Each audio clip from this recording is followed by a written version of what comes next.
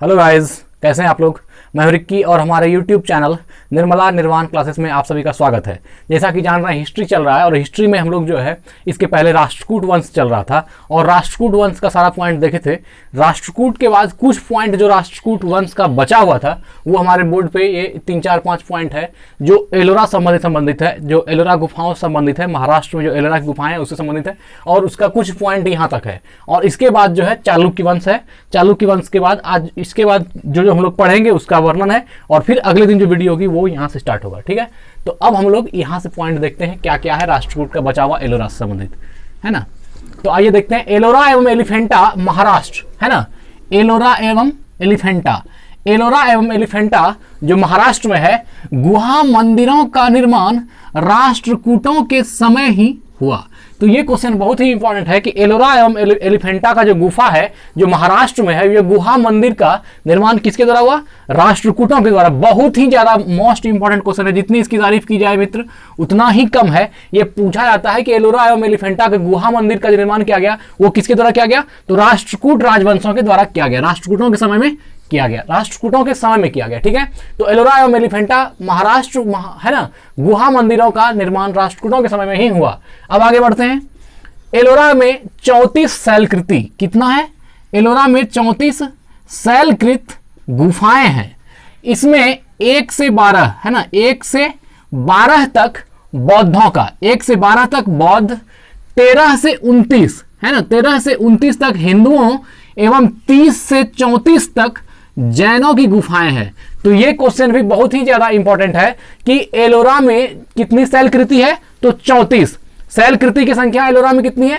34 है और 34 शैलकृति गुफा में 1 से 12 तक बौद्ध का है। तो ये पूछा जाएगा कि बौद्ध गुफाएं जो एलोरा में है उसमें से बौद्धों की गुफाएं कितनी है? तो 1 से 12 तक, है ना। एलोरा में 34 शैलकृति गुफाएं हैं, इसमें से 1 से 12 तक बौद्धों का है, 13 से 29 तक हिंदू का, 13 से 29 हिंदुओं का, 13 से 29 हिंदुओं का एवं 30 से 34 तक जैनों की गुफाएं और 30 से जो 34 तक है ये 4 गुफाएं जो है जैनों की गुफाएं हैं। तो ये याद रखना है, 34 शैलकृति में 1 से 12 तक बौद्ध और फिर 13 से 29 तक जो है ये हिंदुओं की गुफाएं हैं और 30 से 34 जो है ये जैन गुफाएं हैं। आगे बढ़ते हैं, बहुत ही इंपॉर्टेंट पॉइंट है आज, देखिएगा इसको अच्छे से।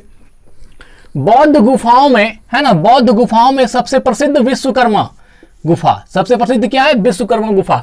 बौद्ध गुफा में सबसे प्रसिद्ध विश्वकर्मा गुफा, गुफा संख्या 10 है। तो पूछा जाएगा आपसे विश्वकर्मा का गुफा जो है वो गुफा संख्या कितना है? 10 है। ये याद रखना है कि जो बौद्ध गुफाओं में सबसे प्रसिद्ध है विश्वकर्मा गुफा, तो ये जो विश्वकर्मा गुफा इसकी संख्या कितनी है? तो ये 10 नंबर पर है ना। विश्वकर्मा गुफा गुफा संख्या 10 में है एलोरा में। ठीक है, इसमें एक चैत्य है, चैत्य कितना है? 1 है। वहां पर 2 मंजिली, है ना, 2 मंजिली और 3 मंजिली, ये जो विश्वकर्मा गुफा है वहां जो एलोरा में है विश्वकर्मा गुफा जो गुफा संख्या 10 है, इसमें एक चैत्य है, वहां पर 2 मंजिली और 3 मंजिली गुफाएं भी है, 2 मंजिली और 3 मंजिली गुफाएं भी है, जिन्हें 2 थल, इस 2 मंजिली और 3 मंजिली क्या कहते हैं? 2 थल और 3 मंजिली को 3 थल के नाम से नाम दिया गया है। तो एलोरा की गुफाओं में सबसे जो महत्वपूर्ण गुफा है या फिर कहीं सबसे प्रसिद्ध गुफा है वो विश्वकर्मा गुफा है और विश्वकर्मा गुफा का संख्या कितना है? विश्वकर्मा गुफा संख्या 10 में है और इसमें एक चैत्य है, वहां पर 2 मंजिली और 3 मंजिली गुफाएं भी है, इन्हें 2 थल और 3 थल के नाम से जाना जाता है। मतलब 2 मंजिली गुफाएं तो 2 थल और 3 मंजिली गुफाएं हैं तो 3 थल के नाम से भी जाना जाता है। ठीक है, ये विश्वकर्मा गुफा हो गया। आगे बढ़ते हैं, बहुत इंपॉर्टेंट क्वेश्चन है। एलोरा की गुफा 15 में, है ना, एलोरा की गुफा संख्या 15 में विष्णु, है ना, भगवान विष्णु, एलोरा की गुफा 15 में विष्णु को नरसिंह अर्थात पुरुष सिंह के रूप में दिखलाया गया है।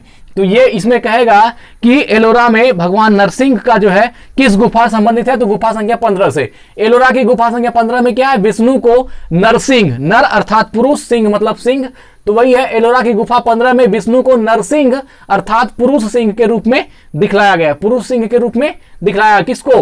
तो ये भगवान विष्णु को नरसिंह के रूप में। तो किसना? गुफा संख्या 15 में। और विश्वकर्मा गुफा संख्या 10 में। हिंदुओं का गुफा कितना से कितना है? 13 से 29, बौद्धों का 1 से 12 और जैनियों का 30 से 34।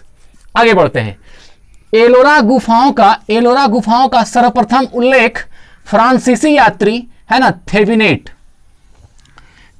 ने 17वीं शताब्दी में किया था। ये कहा जा रहा है कि एलोरा गुफा का सर्वप्रथम उल्लेख, ये जो एलोरा गुफा महाराष्ट्र में है, इन गुफाओं का सबसे पहले जो उल्लेख किया है तो ये किसने किया था? फ्रांसीसी यात्री। किसने? फ्रांसीसी यात्री थेविनेट ने। फ्रांसीसी यात्री थेविनेट एक फ्रांसीसी यात्री है। इन्होंने जो है एलोरा गुफाओं का सर्वप्रथम उल्लेख किया और किसमें किया? 17वीं शताब्दी में। कब किया? तो 17वीं शताब्दी में किया। ठीक है ना। एलोरा गुफाओं का सर्वप्रथम उल्लेख फ्रांसीसी यात्री थेविनेट है ना, थेविनेट ने 17वीं शताब्दी में किया था। नेक्स्ट पॉइंट देखते हैं गाइस, बहुत ही इंपॉर्टेंट पॉइंट है आज। राष्ट्रकूट शैव, वैष्णव, शाक्त संप्रदायों के साथ साथ जैन धर्म के भी उपासक थे। ऐसा राष्ट्रकूट के बारे में कहा गया था। हमने कहा ये राष्ट्रकूट का ही कुछ पॉइंट बचा गया है जिसको हम यहां पर लिखे हैं। तो क्या कह रहा है? राष्ट्रकूट शैव, वैष्णव, शाक्त संप्रदायों के साथ साथ, शैव वैष्णव शाक्त तो है ही, और इसके साथ साथ जैन धर्म जो है, जैन धर्म के भी उपासक थे। कौन? तो ये राष्ट्रकूट के बारे में कहा जा रहा है। आगे बढ़ते हैं। राष्ट्रकूटों ने अपने राज्यों में मुसलमान व्यापारियों, राष्ट्रकूट ने अपने राज्यों में मुसलमान व्यापारियों को बसने तथा इस्लाम के प्रचार की स्वीकृति दी थी। ऐसा कहा जा रहा है कि राष्ट्रकूट वंश जो था, तो राष्ट्रकूट वंश ने अपने राज्यों में, राष्ट्रकूटों ने अपने राज्य में मुसलमान व्यापारी को बसने का भी और इस्लाम के प्रचार प्रसार की भी स्वीकृति दी थी कि आप यहां रह सकते हैं और इस्लाम का प्रचार प्रसार भी कर सकते हैं। ठीक है। तो यहां तक जो हम लोगों ने पॉइंट देखा ये राष्ट्रकूट का था, और राष्ट्रकूट वंश यहां पर एंड करता है। और उसके बाद जो है दक्षिण भारत, हम जो ये चैप्टर पढ़ रहे हैं दक्षिण भारत का राजवंश, इसमें से हम लोग पल्लव को देख चुके, राष्ट्रकूट को देख चुके, और अब बारी है चालुक्य वंश की। चालुक्य में 2-3 चालुक्य है ना, एक है चालुक्य वंश कल्याणी, चालुक्य वंश वातापी और चालुक्य वंश बेंगी। तो ये सब आगे मिलेगा। तो ये चालुक्य वंश कल्याणी है, कल्याणी कर्नाटक है, ये कल्याणी कर्नाटक को कहते हैं। ठीक है। तो आइए अब चालुक्य वंश को देखते हैं क्या क्या है चालुक्य वंश में। आइए पढ़ते हैं चालुक्य वंश कल्याणी को, है ना। कल्याणी के चालुक्य वंश की स्थापना तैलव द्वितीय ने की थी। बहुत ही इंपॉर्टेंट क्वेश्चन है। कल्याणी के चालुक्य वंश के संस्थापक कौन थे? तो तैलव द्वितीय। कल्याणी के चालुक्य वंश, कल्याणी के चालुक्य वंश की स्थापना किसने की थी? जो तैलव द्वितीय ने की थी। इसकी राजधानी कहां है? मानिकखेट है। ये पूछा जा रहा है, ये किसके बारे में कह रहा है कि ये जो चालुक्य वंश है, कल्याणी का जो चालुक्य है, तो इसकी राजधानी कहां थी? मानिकखेट थी, है ना। चालुक्य वंश की राजधानी कहां थी? कल्याणी के चालुक्य वंश की राजधानी कहां थी? मानिकखेट थी। और कल्याणी के चालुक्य वंश की स्थापना किसने की थी? तैलव द्वितीय ने। आगे बढ़ता हूं। चालुक्य वंश कल्याणी के प्रमुख शासक हुए। अब देखिए चालुक्य वंश कल्याणी में जो जो शासक हुए उनका उनका नाम है। आइए देखते हैं क्या है। तैलव प्रथम कौन है? तैलव प्रथम, तैलव द्वितीय और विक्रमादित्य, जयसिंह, सोमेश्वर द्वितीय, और है विक्रमादित्य 6, विक्रमादित्य 6, सोमेश्वर 3 एवं तैलव 3। तो इतना शासक है। ये सब चालुक्य वंश का जो कि प्रमुख शासक है उसका नाम दिया गया। देखिए चालुक्य वंश कल्याणी के प्रमुख शासक कौन कौन हुए? तैलव प्रथम, तैलव द्वितीय, है ना। तैलव प्रथम और तैलव द्वितीय, विक्रमादित्य, जयसिंह, सोमेश्वर द्वितीय, सोमेश्वर और सोमेश्वर द्वितीय दोनों, और विक्रमादित्य 6 भी होगा, विक्रमादित्य 6, सोमेश्वर 3 भी है, सोमेश्वर द्वितीय और सोमेश्वर 3 एवं तैलव 3। तो ये सभी शासक किसके थे? चालुक्य वंश कल्याणी के। आगे बढ़ते हैं। सोमेश्वर प्रथम ने, है ना, ये देखिए सोमेश्वर प्रथम एक शासक था ना, यहाँ सोमेश्वर, यहाँ प्रथम नहीं लिखा है, इसका मतलब प्रथम है, वो द्वितीय और ये तृतीय है, यहाँ सोमेश्वर तृतीय है। तो सोमेश्वर प्रथम ने मान्यखेट से राजधानी हटाकर कल्याणी, है ना, अर्थात कर्नाटक को बनाया। कहां बनाया? कर्नाटक। ये वर्तमान में कर्नाटक है। सोमेश्वर प्रथम ने, है ना, ये दक्षिण, आप बात जान रहे हैं कि आप दक्षिण भारत के राजवंश पढ़ रहे हैं, और दक्षिण भारत के राजवंश में पल्लव पढ़ चुके, राष्ट्रकूट पढ़ चुके, और आज चालुक्य पढ़ रहे हैं। तो ये बात जान लीजिए, जब दक्षिण भारत हो गया, साउथ इंडिया हो गया, तो कर्नाटक तो हो ही गया। तो वही कल्याणी कर्नाटक के बारे में ये कहा गया है कि सोमेश्वर प्रथम ने मानेखेट से राजधानी हटाकर कहां कर दिया? कल्याणी अर्थात कर्नाटक को बनाया। तो ये किसने किया?